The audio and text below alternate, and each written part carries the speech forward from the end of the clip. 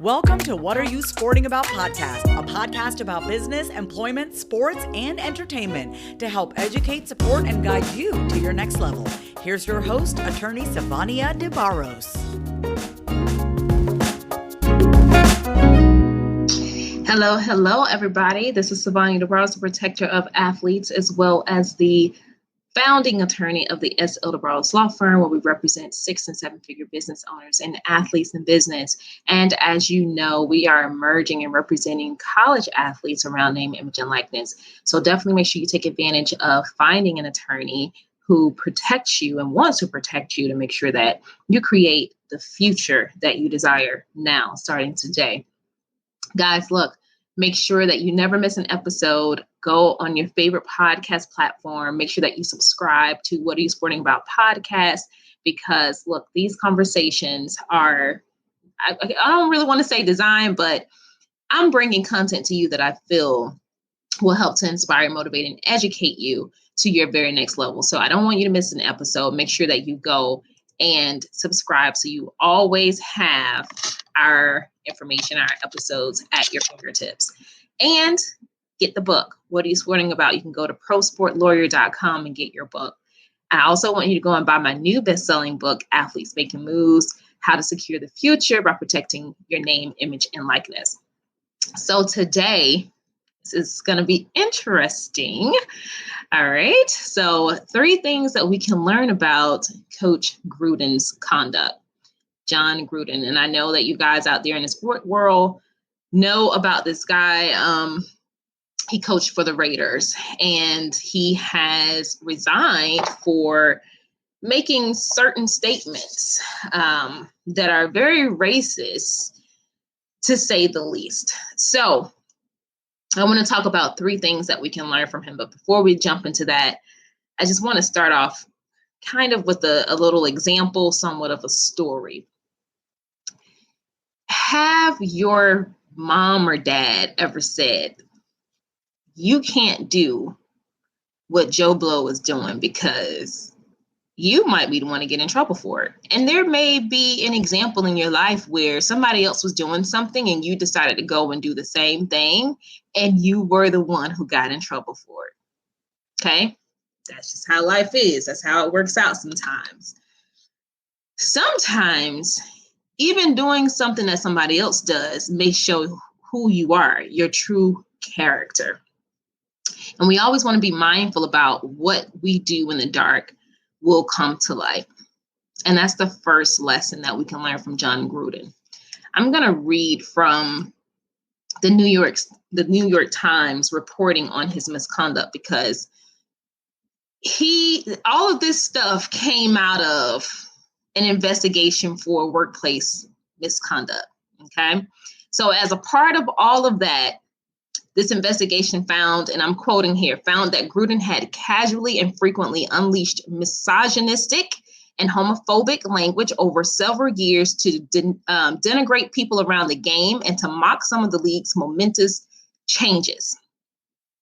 He denounced the emergence of women as referees, the drafting of a gay player, and the tolerance of players protesting during the playing of the national anthem, according to emails reviewed by the Times. Now, the Times go on to say that Gruden's messages were sent to Bruce Allen, the former president of the Washington football team, and others while he was working for ESPN as a color analyst during Monday Night Football.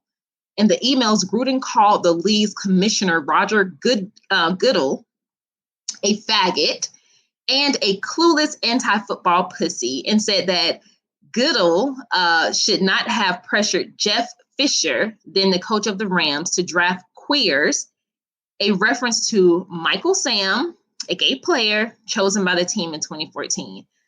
I'm not going to read further, but it really pisses me off. Okay, for lack of a better word.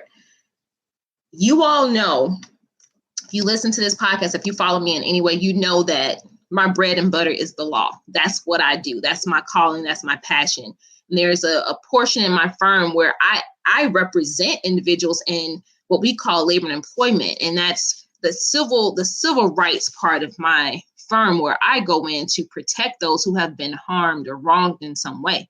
So we already know that there's an issue brewing in the background that would even cause an investigation to be performed in the workplace. But then check this out. Grudem wasn't even the individual who was being investigated. But because he was, in this bad conduct and he felt so comfortable with it for however many years, it all came to the light. It all came to the light. That's our lesson number one. What you do in the dark will come to light, period, point blank. Okay? You want to make sure whatever it is that you do in the dark, that if it did come to light, you will be okay with that. You will be okay with it. But it just goes to show that no matter how much or what people say, sometimes it just does not add up to who they actually are. And I talked about this last week in part 2 of my NIL Q&A on image. So if you want to get that content, make sure that you go to athletesmakingmoves.com and you can subscribe to the Q&A series so that you can get that content. But one of the things that I said to our viewers during that time is what you say to people and what you do, it has to match up. It has to match up, right? We have major sports organizations like the NFL and NBA coming out making these statements that they support Black Lives Matter, that they support, equal workplace opportunities, that they support the LGBTQ community and all sorts of things. But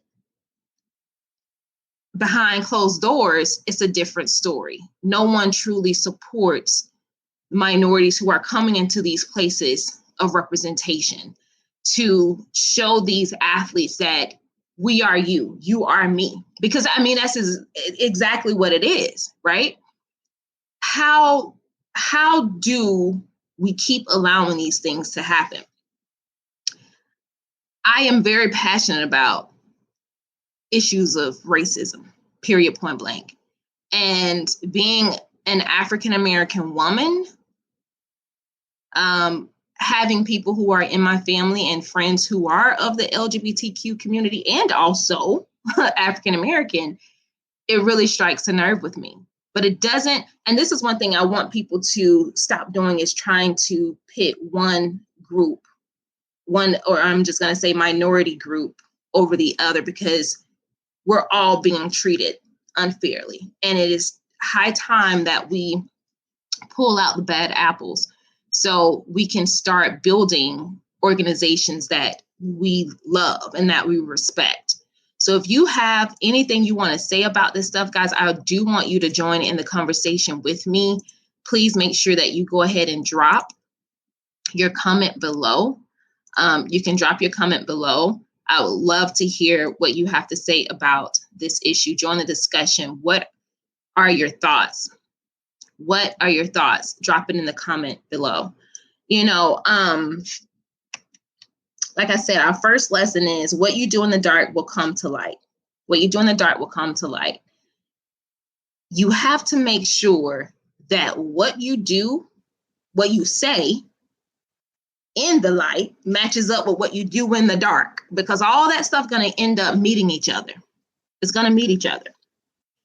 Second lesson is I want you to really think about the brand of you. What kind of brand do you create? Or what harm do you do to your brand when you step into a role where you are, mistreating people in the dark, and you're talking bad about individuals who make up your organization, individuals who are actually making this organization run. There was a college student, Jake Fromm, and I talk about this in the Athletes Making Moves book. He made a statement that really harmed his brand and what people really thought about him. And I'm going to read what that statement was. So, and this is on page 78 of Athletes Making Moves. So if you haven't gotten this book, make sure that you go to athletesmakingmoves.com and grab this book. So here we go. Jake Fromm, a former Georgia Bulldog quarterback who was drafted by the Buffalo Bills, made a racist and racially insensitive comment on a text when he stated that, quote, guns should be expensive so that only elite white people could have them, end quote. His career was in danger, and there were talks regarding cutting him from the Buffalo Bills roster. In hopes of saving his career and engaging in brand control, Jake issued the following apology. Here it is, guys.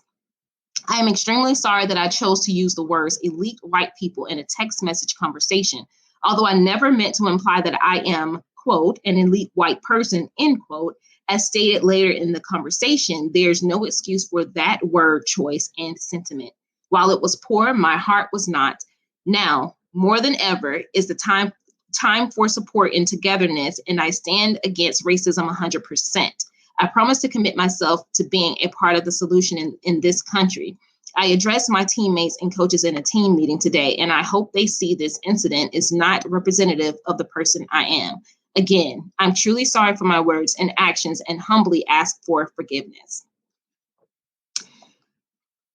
This stuff is not new, but you have to think about what is the brand that I'm creating or damaging? And I talk about this in chapter 9, Determine and Take Control of Your Brand.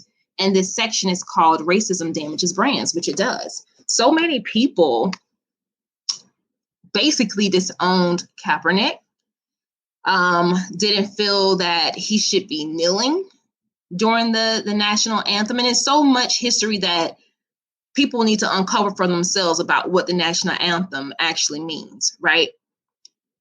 We have these statements around it for Black athletes and Black Lives Matter, but really you going back into your locker room and you're talking about something completely different. Your conduct is showing that you don't support the people who are even playing for you and helping you to run this organization. And that takes me to lesson number 3. This is why representation matters. This is why representation matters. We need to make sure that there are individuals in the workplace at every level who represents the people who are on the ground, making sure that the organization runs, i.e., your players, your athletes, your water guys, water boys or whatever, your trainers. There should be people in every position who look like the individuals who are on your team. It doesn't make any sense that teams would be 70% or more African American and none of your staff represents them.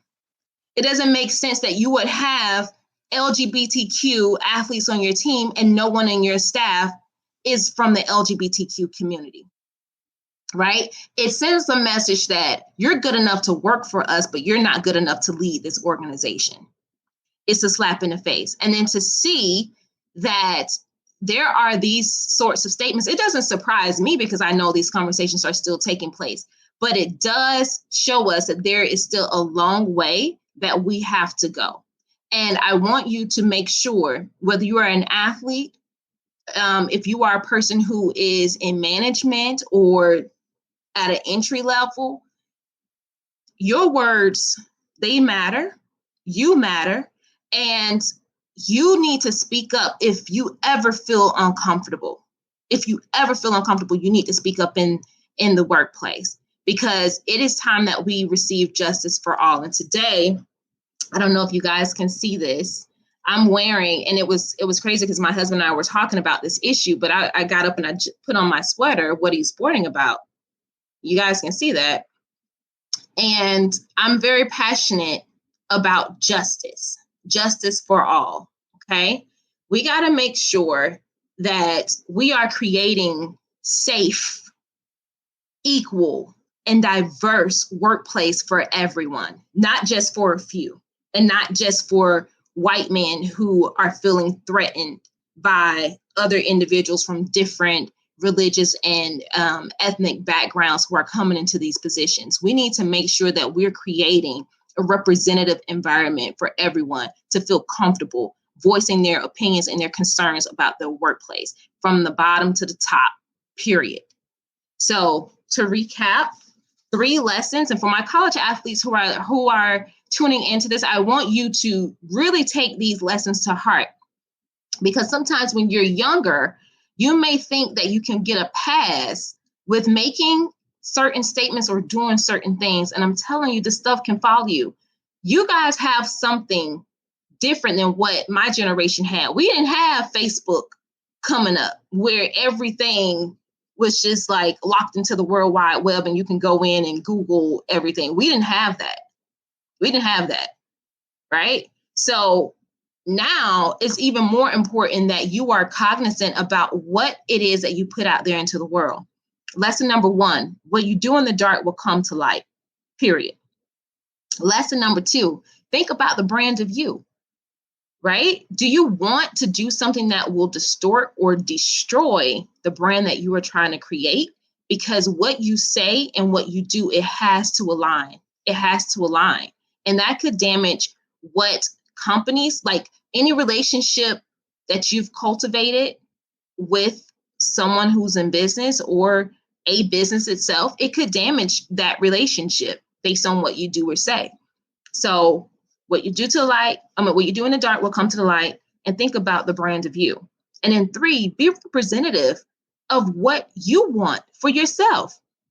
If you do have an opportunity to be a person who creates an opportunity for other people, make sure that you create those opportunities in a way that is representative of those who will be a part of your company or organization or pushing your brand forward. Because when we have representation, we all will feel more cohesive and able to really push things along and to create the environments that we all enjoy being a part of. That's very, very, very important. In my book, in the What Are You Sporting About book, I quote a guy that says, if you want to go fast, go alone. If you want to go far, go together. And I'm telling you, we are not going to get anywhere if we don't work together and build down all of these racial blocks that are here. People may not be talking about it. People might want to tell you, oh, well, things are getting better. They're not. If we have this kind of conduct like Gruden in the background, festering issues. Okay. So take those 3 lessons that we can learn from Gruden's conduct, and apply it to your own life and start living better today. Start being the person that you want to be 10 years from now. And take it even a step person. Be the person that when your children, your grandchildren look back on this, they will appreciate the hard work and the dedication and the authenticity that you've put in to creating your own house. Be that person. Okay? I'm Sivonnia DeBarros, the protector of athletes. Guys, make sure that you go and subscribe to this podcast on any platform that you desire so that you never miss an episode. Get our best-selling books, What Are You Sporting About, at prosportlawyer.com, and our new book, Athletes Making Moves. You can go to athletesmakingmoves.com right now to get that book. It's always my pleasure to speak with you guys to educate, motivate, and inspire you to your next level. Until next time, I'll check you later. Ciao. Thanks for joining us this week on What Are You Sporting About podcast. Make sure to visit our website, prosportlawyer.com, where you can subscribe to the show in iTunes, Stitcher, or whatever your favorite platform is, so you'll never miss a show. And while you're at it, if you found value in the show, we'd appreciate a rating on iTunes or iHeartRadio. Or if you'd simply tell a friend about the show, that would help us out too. If you like the show, you might want to check out our book, What Are You Sporting About? Attorney Sivonnia DeBarros is available for private consulting at sldebarros.com. And remember, we're here to educate, support, and guide you in your journey to success, because we're all sporting about something.